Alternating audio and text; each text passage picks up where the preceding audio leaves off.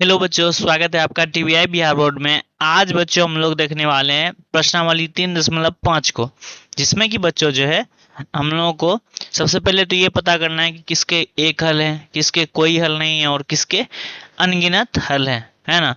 और जिनके अद्वितीय हल है उसका जो है बच्चों हम लोगों को वज्र गुणन विधि से हल करना है। आइए बच्चों बिना समय गंवाए हम लोग सीधे प्रश्न की ओर चलते हैं और देखते हैं कि इसका कितना हल है। तो उसके लिए बच्चों एक हम लोगों ने पिछले एक्सरसाइज में एक तरीका पढ़ा था A1/A2 B1/B2 और C1/C2 के मदद से निकालने का। तो यहाँ बच्चों हम लोग A1/A2 निकालते हैं। सबसे पहले A1/A2 हमारा क्या आ जाएगा, 1/3। A1 हो गया x का गुणांक, A2 हो गया नीचे वाले x का गुणांक। इस तरह से B1/B2 क्या आ जाएगा, B1/B2 आ गया -3/-9। कट के ये भी आ जाएगा 1/3। और C1/C2, C1/C2, C1/C2 क्या आ गया, ये भी आ जाएगा -3/-2। ये कट के कितना आ जाएगा, 3/2। तो इस तरह से देखिए बच्चों A1/A2 और B1/B2 तो बराबर है, परंतु C1/C2 बराबर नहीं है। तो इसका रिलेशन कैसा बन रहा है, A1/A2 बराबर B1/B2 बराबर नहीं C1/C2। तो इस तरह का रिलेशन अगर बनेगा तो क्या होगा बच्चों, इसके कोई हल नहीं होंगे, इसके कोई हल नहीं होंगे। तो बच्चों आप लोगों ने क्या देखा कि अगर जो है कैसा संबंध आ जाए, A1/A2 और B1/B2 तो बराबर हो परंतु C1/C2 बराबर नहीं होगा, तो क्या हो जाएगा, उसका कोई भी हल नहीं होने वाला है। अब क्या करते हैं बच्चों, हम लोग दूसरे क्वेश्चन की तरफ चलते हैं। तो ये रहा बच्चों हमारा दूसरा प्रश्न, जिसमें कि जो है हमें सबसे पहले तो जांच करना है। तो इसका भी क्या करते हैं, A1/A2 निकालते हैं, आ जाएगा 2/3। फिर निकाल लेंगे B1/B2, वो कितना आ जाएगा 1/2। फिर निकाल लेंगे C1/C2, वो कितना आ जाएगा, वो भी आ जाएगा 5/8। इस तरह से देखिए बच्चों A1/A2 और B1/B2 क्या आपस में बराबर है, तो ये आपस में बराबर नहीं है, क्योंकि A1/A2 2/3 है और B1/B2 कितना है, 1/2 है। तो ये इसका रिलेशन कैसा बन रहा है, A1/A2 does not equal to B1/B2। और अगर इस तरह का रिलेशन कभी बनेगा बच्चों तो इसका क्या हो जाएगा, इसके केवल एक हल होने वाले, यानी कि इसके अद्वितीय हल हैं, इसके केवल एक हल हैं।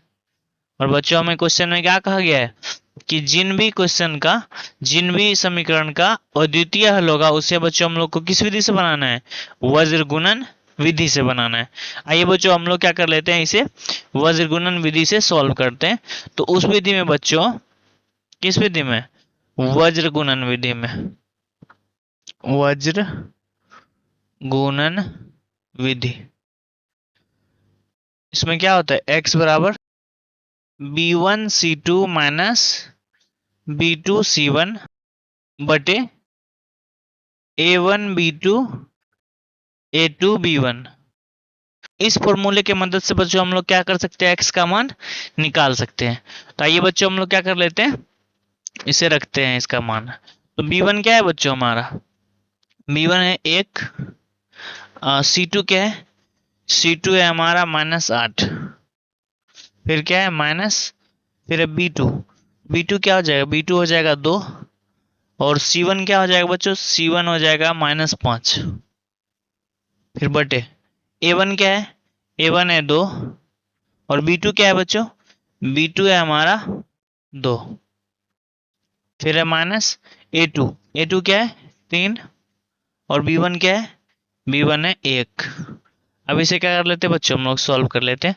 आ जाएगा -8, माइनस गुना माइनस क्या हो जाएगा प्लस, 5 दूना 10 बटे 2 दूना 4, 3 एकम 3, 4 में से 3 गया तो 1। ये घट के कितना आ जाएगा 2/1।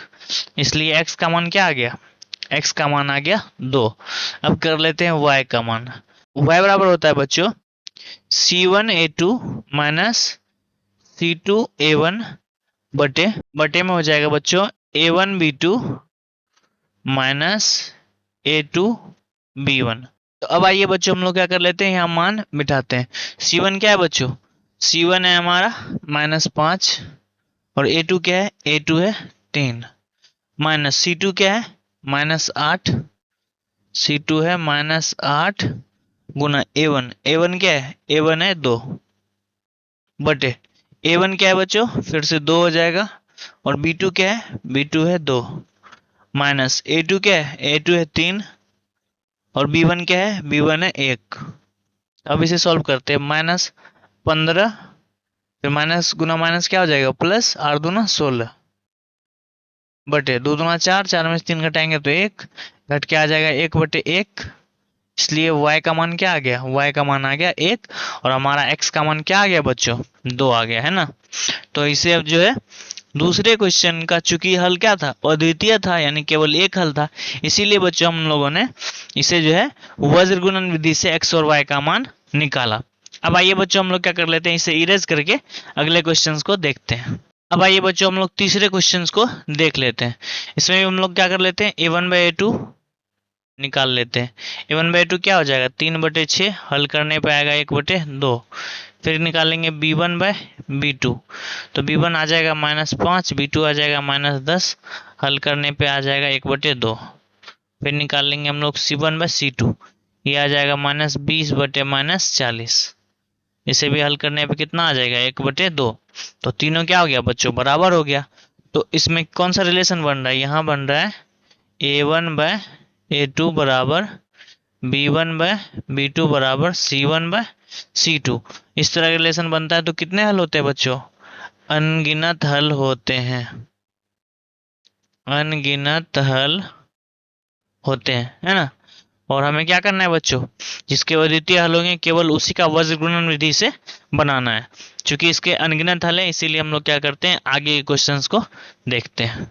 अब आज ये बच्चों हम लोग चौथे क्वेश्चंस को देखते हैं। इसका भी A1/A2 निकालते हैं। A1/A2 इसका आ जाएगा 1/3, फिर B1/B2, तो B1 क्या है -3, B2 भी है -3, कट के आ जाएगा 1/1। और हम लोग निकाल लेंगे C1/C2, C1 है -7, और C2 क्या है -15, ये भी माइनस माइनस कैंसिल हो जाएगा, तो आ जाएगा 7/15। तो क्या आ गया बच्चों, कौन सा रिलेशन, A1/A2 बराबर नहीं B1/B2, ये रिलेशन आ गया। और ऐसा अगर रिलेशन आ गया, इसका मतलब कि इसके केवल एक हल होंगे, केवल एक हल होंगे।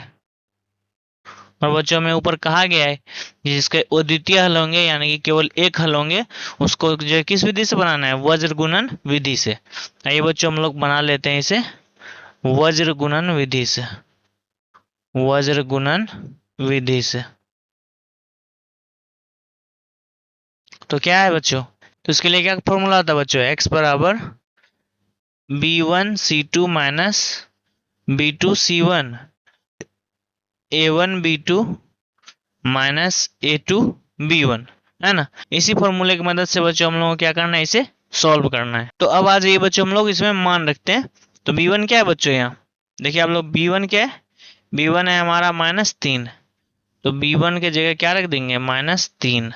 और C2 क्या है, C2 है -15, C2 है -15, फिर क्या है -B2, तो B2 क्या है बच्चों, B2 है -3, B2 है -3 गुना C1 क्या है, C1 है हमारा -7, C1 है -7 बटे A1, A1 क्या है 1, और B2 क्या है -3, फिर है -A2, A2 क्या है 3, और B1 क्या है, B1 है हमारा -3।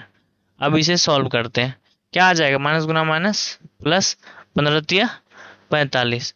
यहाँ देखिए बच्चों, माइनस गुना माइनस प्लस, प्लस गुना माइनस माइनस, 7×21 बटे -3, माइनस गुना माइनस प्लस 3×3 = 9।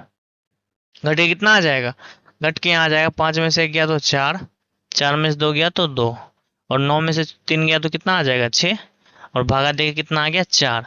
इसलिए यहाँ x का मान कितना आ गया, x का मान आ गया 4। ठीक है, इसी तरह से हम लोग बच्चों y का मान निकाल लेंगे फॉर्मूले से। y बराबर हो जाएगा बच्चों C1A2 माइनस C2A1 बटे A1B2 माइनस A2B1, है ना। इसी फॉर्मूले की मदद से बच्चों हम लोग इसे सॉल्व करने वाले हैं। अब आइए बच्चों हम लोग जो यहाँ से मान रखते हैं इसमें, क्या बच्चों C1 क्या है, C1 है हमारा -7 और A2 क्या है, A2 है हमारा 3 माइनस C2 क्या है, C2 है -15 माइनस में 15 और क्या है A1, A1 है 1 बटे A1 क्या है 1, है ना। और उसके बाद B2 क्या है, B2 है -3 फिर है माइनस A2 क्या है 3 और B1 क्या है, B1 है -3। इसे सॉल्व करते हैं, कितना आ जाएगा 7 या -21 माइनस माइनस गुना माइनस प्लस 15 बटे -3 हो जाएगा और माइनस गुना माइनस प्लस 3 दिया 9, या घटे कितना आ जाएगा -6 बटे 9 में से 3 गया तो 6, है ना। तो इस तरह से यहाँ कितना आ जाएगा, यहाँ आ जाएगा घट के -1, इसलिए y का मान क्या आ गया, y का मान आ गया -1, है ना। तो हमारा क्या आ गया बच्चों, x का मान 4 और y का मान क्या आ गया, y का मान आ गया -1। तो इस तरह से बच्चों हम लोगों ने चौथे क्वेश्चन को भी देखा। आज बच्चों जो है हम लोग इतना ही वज्र गुणन विधि में देखने वाले, नेक्स्ट लेक्चर में हम लोग इसमें विस्तार से समझेंगे। तो ठीक है बच्चों, अगर आप लोगों को ये वीडियो पसंद आ रहा है, वीडियो समझ में आ रहा है, तो आप लोग जो है इस वीडियो को लाइक कीजिए, चैनल को सब्सक्राइब कीजिए और मिलते हैं बच्चों फिर से नेक्स्ट वीडियो में। तब तक के लिए आप लोग अपना ध्यान रखिए। Bye bye, take care.